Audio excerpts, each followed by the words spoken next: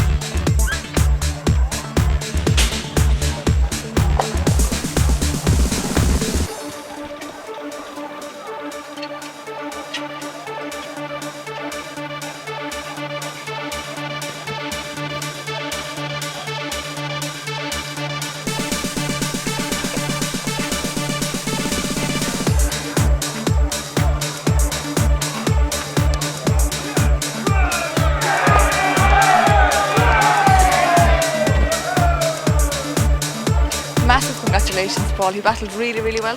He did, Maria. I thought he had no chance after the first bend. Murty made life difficult for us going up along. He moved in. The three dogs seemed to come out, so I kind of nearly looked away, and at the second at sprint box I couldn't believe he had worked his way back into third, and to come from behind those two dogs that were in front of him. Look, we've always thought a lot of him. We brought him over to the English Derby and he was a wee bit unlucky to go out over there, so he was back with his own age group here and he ran a cracker. We're absolutely over the moon with him, you know. Brilliant. So what will the plans be for the future? He's actually entered for tomorrow night in Shelburne Park in the ECC Timber 550, the puppy stake up there, PJ stake. So if he's well enough, and he seems fine, he's fairly fit, then we'd probably let him take his chance there, because I think it's probably the last chance he'll get to run in his own age group again, you know, around Shelburne Park, and see hopefully develop into a derby dog up there, you know. Brilliant. And then change the subject slightly, Kilkenny are playing Galway in a couple of weeks' time. What do you think the chances are? Well, with the next man you're going to speak to in fire and form, I think it's a happy year. We should be a good year again for Kilkenny. But look, I suppose that's the same as the Greyhound game. A lot depends on today's performance, but they've been an exceptional bunch for the last 10 or 15 years. So, you know, we can only admire them. Exactly. TJ, we were somewhat surprised to see you here tonight. Brian must have given you a night off training. Yeah, surprisingly enough. Lucky enough we hadn't trained there tonight. So myself, any spare evens I have, I really do enjoy coming in here to Kilkenny, because atmosphere is good, and you'll always create friends as well, and you'll always meet friends around here as well. Good. And TJ, at the start of Kilkenny's season this year, there was maybe a few hiccups, a few retirements. Maybe the campaign didn't start off as well as you might have liked, but I'd say you're very close on being favourites to win the All-Ireland again this year.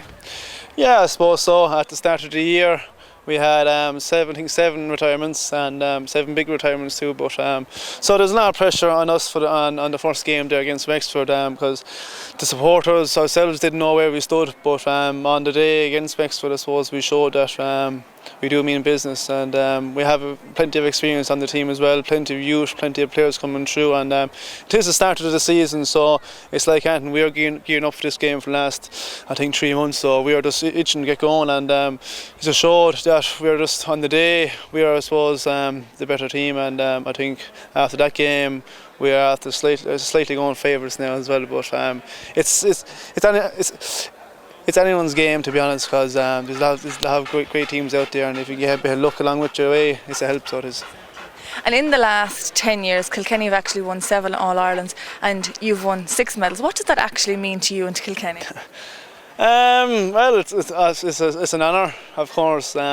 You know, since you're a young lad, your dream is to play for Kilkenny, and your dream is to play in Croke Park and win All Ireland finals.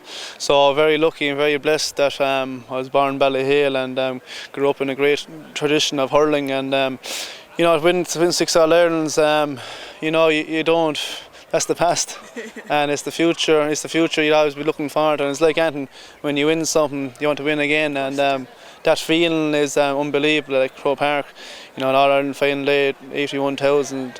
You never witnessed that before ever in your life. So to win, and you have a good man, as I said, Brian Cody has been involved in all those winnings. So it's he's there and he's driving us in every training session, every performance. He's driving us, and you do need people behind the scenes driving you in the background. As you mentioned, Brian Cody, he's been the manager since 1998. How does he keep you motivated, and what's he like to work under? He's like any manager, I suppose, tough and fair, and that's the way to have it, I suppose. It's like any business, I suppose. If you want to succeed and get places, you have to be hard driven. But I suppose it's the players as well. If you don't have the players' mentality to work hard and to concentrate for 12 months in the year, to about, you know, when you're not training, you're thinking about the next training session. So if you have 30 players that have a good mindset of they want to win, they want to succeed, they want to win All-Irelands, and they want to go train, well, then it's making the manager's job easy as well. But he's there, and he has great managers, great background team. The county board are fantastic as well. So it takes a good group of people to win, and he's driven, and he wants to win again. So he does. To be so successful, the training has to be very intense. Tell me about a weekly training regime. It's tough. I suppose after Sunday against beating Wexford, we were back in Monday night, and it was just a recovery session more than anything. But the players who didn't play, they had a training session themselves, and then you're back in the gym yourself, working on your weights, I suppose, on Tuesday night. Then we were trained Wednesday night, and then back in the gym Thursday night. Break tonight and train tomorrow. So it's tough, but then the week leading up to the game, you ease off, because you know you have the training sessions done, and you have all the work done. So the week leading up to the game, you're just getting your head right and getting yourself focused, and maybe working on your first touch and making sure that you're sleeping right, making sure that nothing, I suppose, bothers you in terms of, you know, people are working these days. So important not to be stressed with the job as well, because Brian doesn't hear like any excuses, so he doesn't. So it's tough going, but we love it. Like, and people love going to the dogs on a Friday night. We love going training on a Friday night, and you know, and these evenings, 17, 18 degrees, you know, you love getting out there, so you do. And your next match is against Galway. You feeling confident going into it?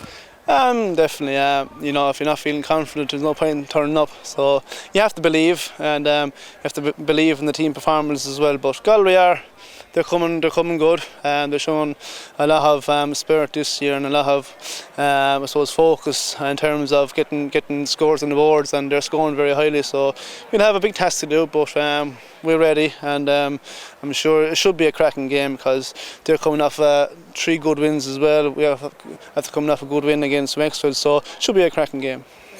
So come this September, should I say, will I be able to get a few tickets off you for the All-Ireland? Well, I have enough neighbours and friends and cousins looking for tickets, so I think they could be fairly scarce. But I try and look after you. Well, best of luck for the rest of the season. Thanks very much, thank you.